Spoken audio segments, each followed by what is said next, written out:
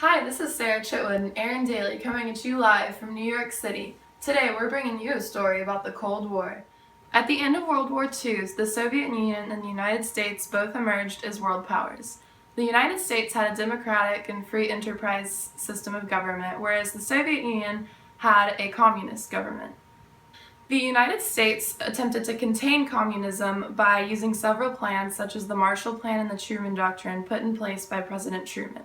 The United States also attempted to contain communism by staging the Bay of Pigs invasion in Cuba. However, this failed. In 1961, the Soviet Union put up the Berlin Wall through the city of Berlin to separate the democratic West from the communist East. The Cold War also sparked an arms race between the two countries and led to the Cuban Missile Crisis in 1962.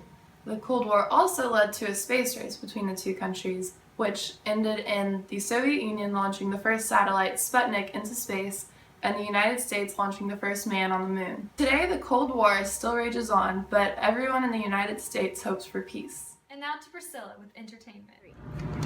Thanks, girls. Going into the 70s, we're going to review our 3 top movies and TV shows of the 60s. First off, we got our children's animation series, The Jungle Book, the horror movie Psycho, and the new comedy series starring Audrey Hepburn, The Breakfast at Tiffany's. In TV, we also got the Andy Griffith Show, Bonanza, and the new popular series Twilight Zone. In other news, I'm here at the Grape Boycott, a non-violence protest where Hispanic farm workers are refusing to buy grapes for at least a month until their pay has been raised. Leading these groups are the Hispanic leaders and co-founders of the NHWA, also known as the National Farm Workers Association, is Cesar Chavez and Dolores Huerta. These leaders have worked so hard and selflessly to make sure that these protests don't go out of hand. But many wonder how long it will take before someone throws the first punch. But remember, kids, keep the peace.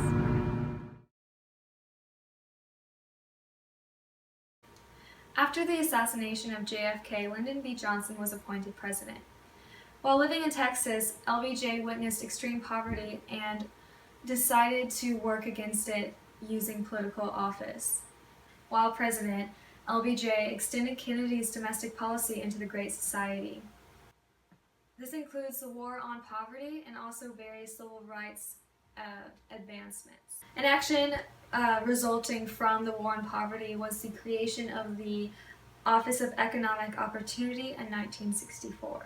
LBJ's Great Society consisted of over 60 different programs between 1965 and 1968.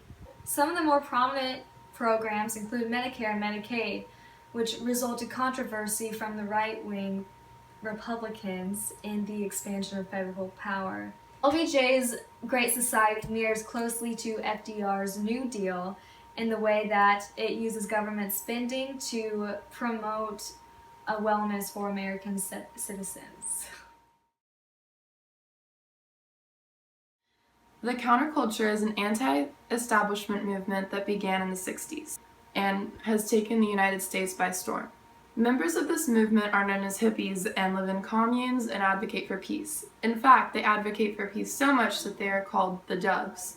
In 1964, their protests of the Vietnam War really took off, and they became a more widely known movement. At Kent State, one of these protests turned violent when the National Guard fired into the crowd and killed 4 students and wounded 9 others. Members of this movement were killed simply for expressing their First Amendment right.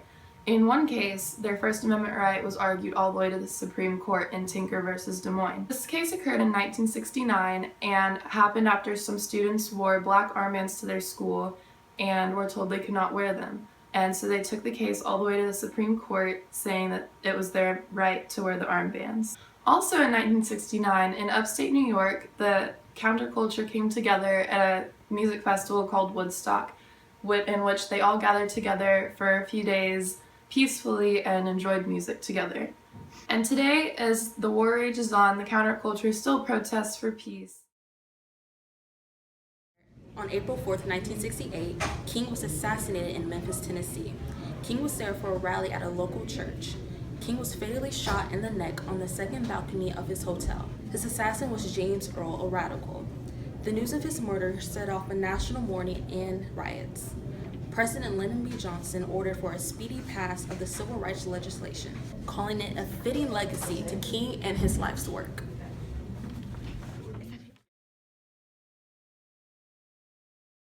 March on Washington led to many different changes in America's political fabric. One of the effects was the Civil Rights Act of 1964 being passed. It bans discrimination due to race, color, religion, and national origins within America.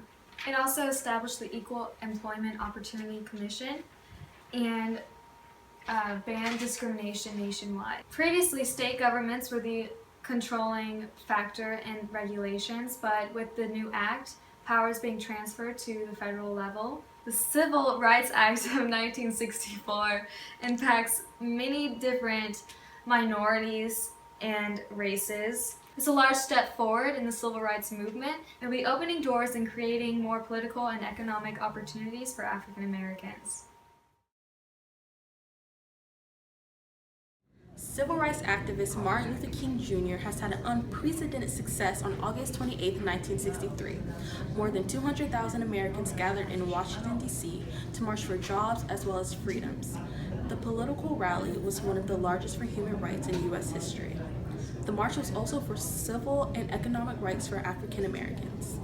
King's goal was to get a bill from the president to end all segregation. There he gave the forever remembered "I Have a Dream" speech. Since the public speech was televised, it was heard nationwide. Americans black and white were affected by the speech.